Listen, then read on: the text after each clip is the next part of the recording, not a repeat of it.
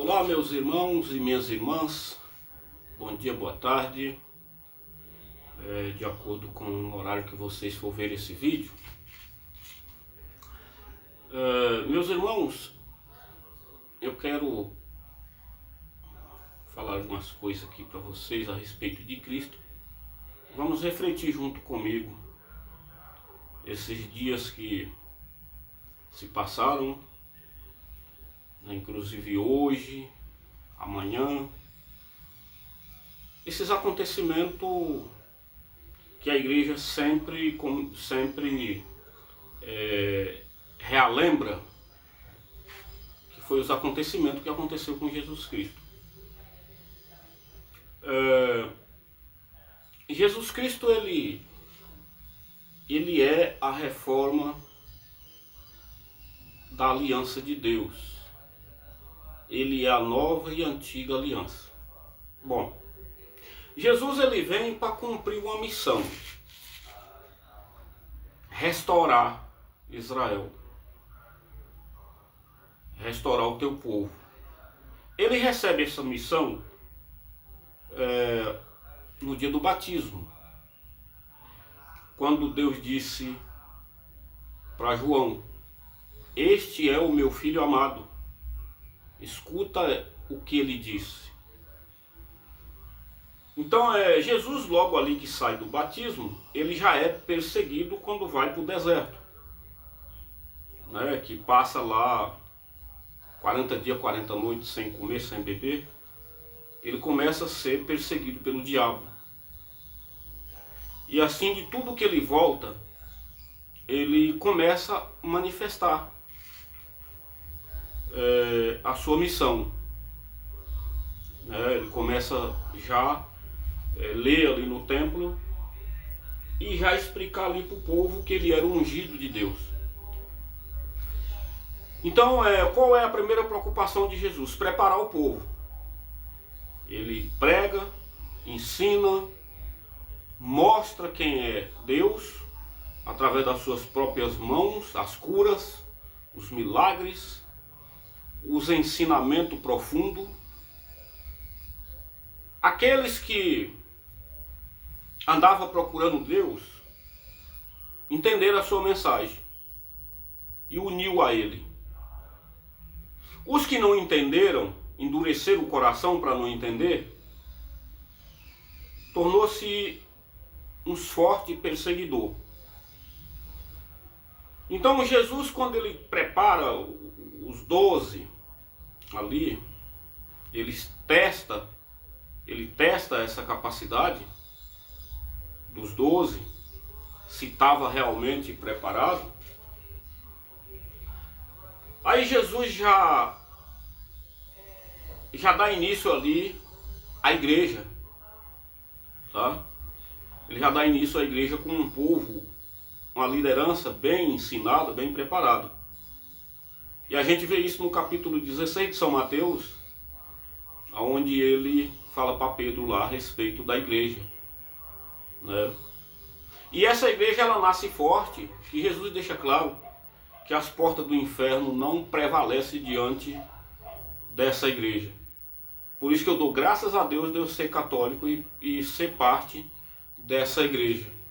Porque eu sei que se eu fizer a minha parte, eu estou protegido, tá? E é o que eu desejo a todos os meus irmãos que escuta aí, que ouve os vídeos que eu passo para vocês. Eu desejo que todos vocês sejam realmente abençoados por Deus. Bom, prosseguindo aí, por causa desse plano de Deus, o diabo ele anda caçando um meio de estragar tudo isso. Ele fala para Jesus desistir, que nenhum homem não conseguiria alcançar esse ponto de vista que Jesus tinha. Como ele vê que Jesus não desiste, ele começa a armar um plano para matar Jesus. Então, os perseguidores, que era usado pelo demônio, eles andam caçando um meio de acusar Jesus. Como não achava, porque o serviço de Jesus era só ensinar e fazer o bem, eles não encontravam uma maneira de acusá-lo, apelaram pelas próprias escrituras e as palavras de Jesus. Como? Eles usou a lei de Moisés lá, que era proibido a pessoa se declarar filho de Deus ou como Deus. E a cura no sábado. Segundo eles, uma cura no sábado violaria as leis. Então pegaram esses dois sentidos, né? Que em vários pontos na Bíblia fala, mas eu vou ler aqui um deles para vocês, que foi uma cura que Jesus fez no capítulo 5 de São João, que começa no primeiro versículo e vai até o versículo 18, mas eu vou ler só o versículo 17 e 18. Depois vocês pegam a Bíblia e lê essa cura toda que aconteceu. Aqui Jesus disse aqui, ó, no versículo 17 e 18. Ó, mas Jesus lhe respondeu, meu Pai... Jesus lhe respondeu, o meu Pai trabalha até agora, e eu também trabalho. Então por isso os judeus, com mais empenho, procuravam matá-lo, pois além de violar o sábado, ele dizia ser Deus, seu próprio Pai, e fazendo-se assim igual a Deus. Então foi esses dois pontos aqui que eles condenaram Jesus, porque eles não tinham outro meio. Então condenaram Jesus à morte, mataram, julgaram a julgação repentina, que nunca tinha acontecido tão rápido, igual foi o julgamento de Jesus, porque ele foi preso na quinta-feira de noite, né, quando Judas leva o povo para entregar ele. Assim que Jesus celebra a Santa Ceia, ele vai lá para o Monte das Oliveiras lá, e Judas sabia do local, leva o povo lá para prender Jesus na quinta noite. Então ele é julgado à noite, e ali pelas horas nonas já termina o julgamento, e ele já é açoitado e vai até a morte, que é a crucificação, às 3 horas da tarde. Não é que ele morre às 3 horas da tarde na sexta. Então aquela multidão, milhares de pessoas que acreditou em Jesus e que se converteram,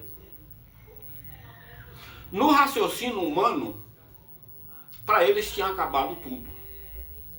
Por quê? Eles não conseguiram colocar na ideia que Jesus ia ressuscitar. Por mais que Jesus tinha explicado isso, mas aquilo não entrou na cabeça deles. Eles não conseguiram raciocinar isso. Então, para eles pensou que tudo tinha acabado. Inclusive, os apóstolos, eles ficam até com medo, isolado, né?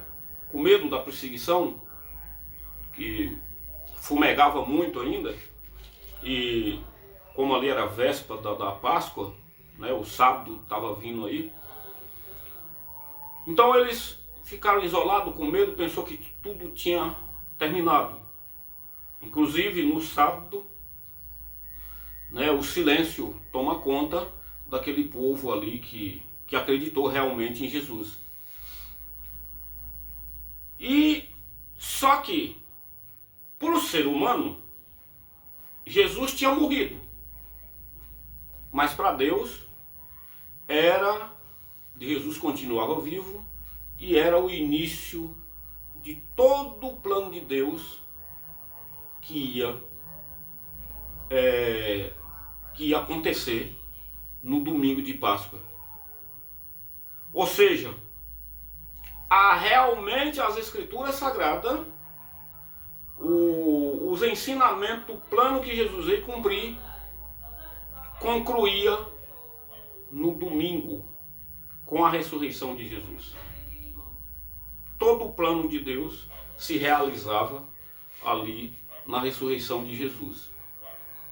E Jesus, nesse intervalo do sábado, que está todo mundo com medo calado, Jesus vai, busca aquele povo que morreram na esperança de ser encontrado por ele. E esse povo chega a ser visto andando na rua de Jerusalém. Então, nesse intervalo da de morte e ressurreição de Jesus, esse povo é buscado pelo próprio Cristo. Então, quando tudo se encerra ali na visão humana, tudo se reanima com a ressurreição de nosso Senhor Jesus Cristo, trazendo uma vida nova. Então, toda a esperança daqueles que acreditou em Cristo se ressuscita junto com Ele. Todo aquele povo que abandonaram tudo para seguir Jesus se reanima, se ergue e bota o pé na estrada para buscar mais pessoas nos ensinamentos de Jesus. Então, gente, essa semana, quando a gente vai raciocinar, é o momento mais crítico de toda a Escritura Sagrada, por causa da humilhação, os amargos que Jesus passou, os insultos, a judiação, o espancamento. E eu quero que vocês raciocinem comigo. Se o Cristo vir hoje, em pessoa igual ele veio, ele vai crucificado novamente. Porque o ser humano, várias pessoas não aceitam mudança. É toda essa trajetória que Jesus sofreu por nós, várias pessoas não aceitam isso. Ou seja, para eles não significa nada. Se nós for pegar um livro desse aqui, que é a Sagrada Escritura, e nós for bater de frente com o poder público, nós saímos de lá morto. Porque o poder público não se mistura com aquilo que é de Deus. Então eu quero pedir a todos vocês que ouvem esse vídeo, raciocina bem, para aprender a separar o que é de Deus e o que é do mundo. O que é do mundo, aqui se acaba. E o que é de Deus nós leva com nós. O aprendizado que Jesus deixou para nós, se nós viver isso, nós leva para nós com Deus. Nós leva para lá. E isso será contado na chegada na porta, quando nós bater na porta para encontrar Jesus Cristo. Esse aprendizado que nós levar será recebido lá nesse momento. Então, gente, esse ano é ano de política. Vamos ver se nós não se mistura, porque não dá para misturar. Não dá. Eu falo de modo geral. Aqui não estou escolhendo partido e nem pessoa. Não vamos misturar a nossa fé com a política. Nós maltratar o nosso irmão, xingar o nosso irmão por causa do político que ganha o nosso dinheiro, que são nós que pagamos cada um deles que senta lá naquela cadeira. Eles são funcionários nossos. E nós temos que saber disso. Então tudo que eles fazem, eles precisam fazer, porque nós pagou e paga para isso. Eles não estão fazendo esmola, não estão dando esmola, não estão dando nada. Eles estão fazendo a obrigação deles. E eles levam às custas do nosso dinheiro. Então não vamos se misturar isso. Vamos colocar o Cristo no centro da nossa vida, acima de tudo. Acima de tudo. Tá? Vamos buscar Deus com fé, confiança, esperança de um dia nós encontrar Ele. Amém, meus irmãos? Louvado seja o nosso Senhor Jesus Cristo, para sempre seja louvado. E Deus abençoe a cada um de vocês. Um abraço a todos vocês.